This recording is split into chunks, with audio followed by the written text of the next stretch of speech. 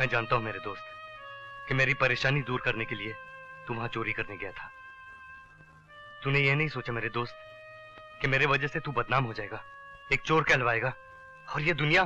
बस कर विजय, मैं पहले ही अपनी नजरों से गिर चुका हूं और मुझे नीचे मत गिरा। ये तू क्या कह रहा है यार? तू नहीं जानता मैं कितना बड़ा कसूरवार हूं, कितना बड़ा गुनहगार हूं। गुनहगार? हाँ, मैं ही वो गुनहगार हूं। आज तक एक राज, एक पाप मैंने अपने सीने में छुपा रखा। वो खुदगर्ज, वो बेरहम, वो मतलबी इंसान कोई और नहीं बल्कि मैं खुद हूं। मैं ही वो चोर हूं जिसने तुम्हारा बैग बस स्टॉप से चुराया था। क्या? वो चोरी तूने की? हाँ, मैंने वो चोरी की थी। मैं ही वो चोर हूं क्योंकि चोरी करना मेरा पेशा है, मेरी रोजी रोटी का जरिया है। कमीने, मक्कार, विजय छोड़ दो इसे। अपना पेट भरने के लिए तूने मेरे गांव वालों को जीते जी मारा।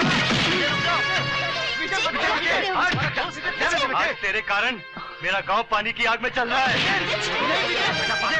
इसकी जड़ तू है, इसका कारण तू है।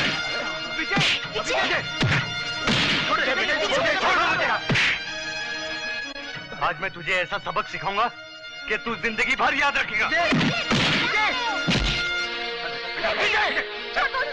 हट जा राधा। जाने दे इसे। बाबा आप नहीं जानते इसने मेरे गांव वालों के साथ क्या किया है। मैं इसे नहीं छोड़ूंगा। बेटे बस करो, बेटे बस करो। अरे अंकल, मैं क्या माफ करूंगा इसे तो आपका गॉड भी माफ नहीं करेगा। अरे मगर एक दोस्त तो माफ कर सकता है। अरे भाड़ में गई ऐसी दोस्ती और ऐसा दोस्त। आज से मेरा और इसका कोई लेना देना नहीं। अब मैं यहाँ एक पल भी नहीं रहूंगा। अरे विजय विजय विजय विजय विजय, अपने दोस्त को इतनी बड़ी सजा मत दे, मुझे माफ कर दे।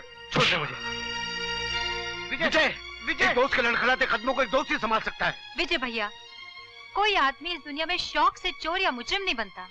गरीबी, भूख और मजबूरी उसे बना देती है। विजय, तुमने जो कुछ भी सुना वो इसका गुजरा हुआ कल था। भूल जाओ उस कल को, माफ कर दो इसे। बेटे, तेरी वजह से आज उसके अंदर एक नए अमर ने जन्म लिया है। उसे छोड़ के मत जा बेटे। हाँ विजय भैया, कहते हैं जिसे माँ बाप नहीं सुधार सकते उसे कभी कभी दोस्त सुधार दिया करते हैं। हाँ भैया, माफ कर दीजिए उन्हें। विजय विजय, मैं वादा करता हूँ आज के बाद उसी रास्ते पर चलूंगा जिस पर तू चलने को कहेगा। मैं वादा करता हूँ।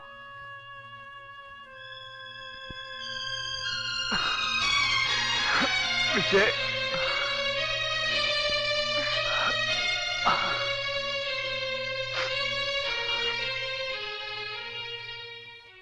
वो मैंने एक चोरी और भी की है, वो भी तेरे घर पर। क्या? वो राधा और मैं। अरे बोल। वो मैं और राधा। अरे क्या? वो मैं साला नहीं, तू साला, मैं बहनोई शादी कर रहा। अरे रोक। अरे बोल रहे नहीं। अरे नहीं। अरे विजय, अरे विजय, देख मेरी बात सुन। देख चाचा, आप क्या बोलते थे? आप बोलो उसको, बोलो। समझ के समझ को समझो।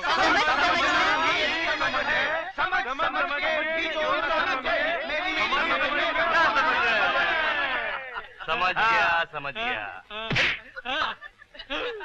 तू समझा? अरे मैं तो सब समझ गया, तुम लोग सब।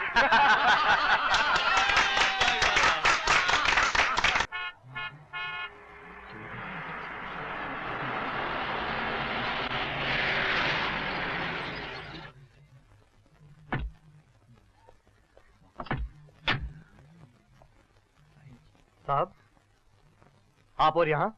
हाँ विजय, तुम्हारे गांव के लिए मैं ट्यूबवेल ले आया हूँ। मेरे गांव के लिए? हाँ, तुम्हारी जुबानी, तुम्हारे गांव की कहानी सुनी तो मेरा मन भर आया और इंसानियत का सबसे बड़ा फर्ज समझकर मैं। साहब मैं जरूरतमंद जरूर हूं, लेकिन इतना मजबूर नहीं कि अपने फर्ज का बोझ किसी दूसरे के कंधों पर डालूं। साहब, मुझ पे इतने बड़े एहसान का बोझ मत डालिए, ये बोझ मुझसे सहा नहीं जाएगा साहब। वाह, उस रोज तो तुम अपने गांव की तबाही पर रो रहे थे, पानी की एक एक बूंद के लिए तड़पते हुए इंसानों की तस्वीर दिखा रहे थे, आंसुओं में डूबे हुए अपने गांव की कहानी सुना रहे थे। और आज जब मैं तुम्हारे उसी गांव के लिए ये ट्यूबवेल लेकर आया हूं तो तुम्हारा जमीर जाग उठा, तुम्हारे अंदर की खुददारी बाहर आकर चिल्लाने लगी। अरे मैं कौन सा दानवीर कर्ण हूं जो तुम्हें ये ट्यूबवेल दान में दे रहा हूं? अरे तुम पर ये कर्ज है, जिस दिन तुम इसे चुकाने के काबिल हो जाओगे आकर मेरा कर्ज चुका देना।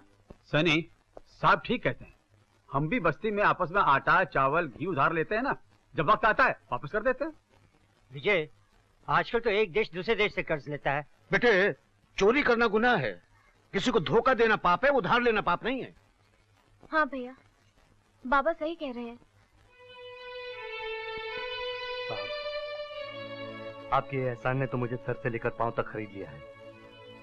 आपका ये एहसान मैं जिंदगी भर नहीं भूलूंगा साहब, और सबसे पहले आपका कर्ज चुकाऊंगा।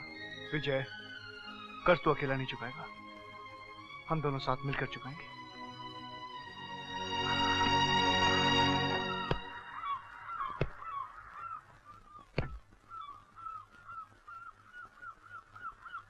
Welcome daddy, welcome.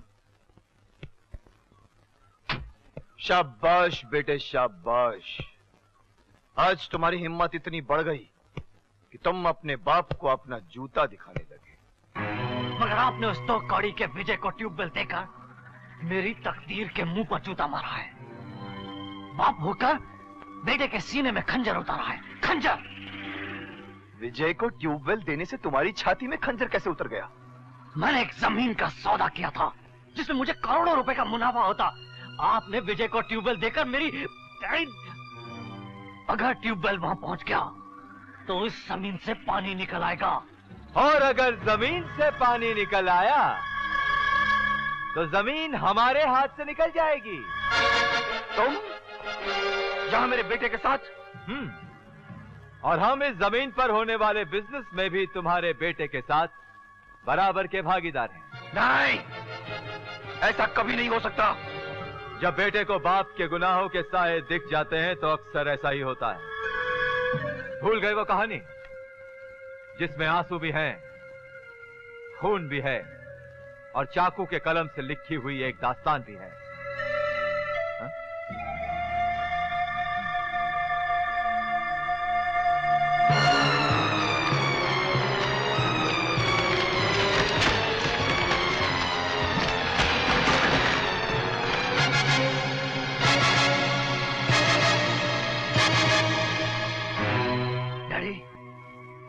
कल तक मैं आपको एक महात्मा, एक देवता, सच्चाई के रास्ते पर चलने वाला हरिश्चंद्र समझता था, मगर आपके हाथ तो खून में डूबे हुए हैं।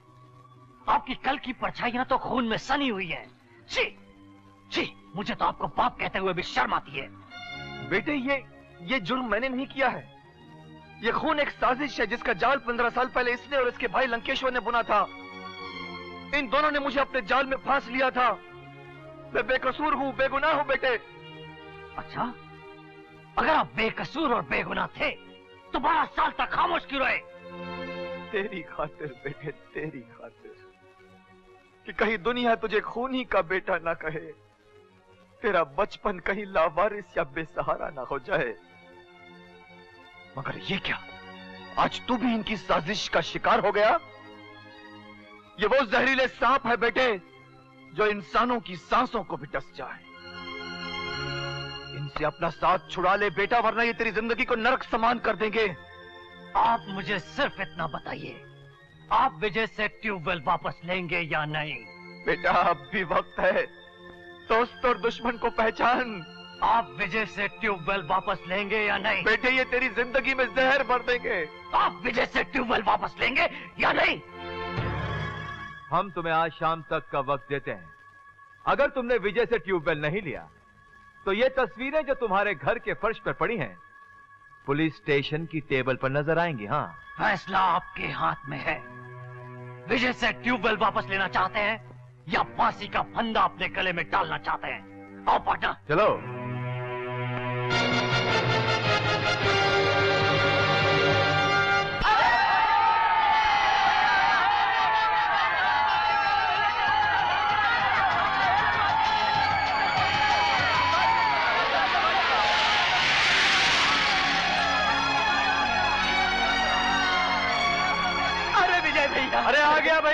अपने गांव में ट्यूबवेल आ गया।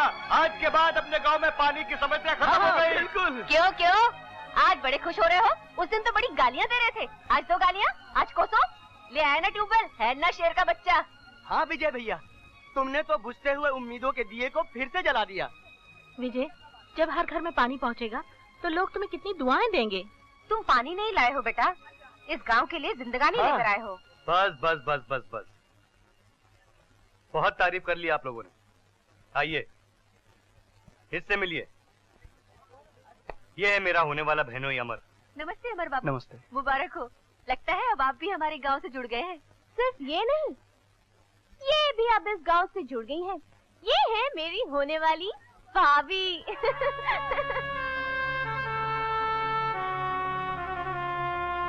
गीता, यही वो चूड़ियां हैं जिस पर मैंने विजय की सजनी का नाम लिखा था।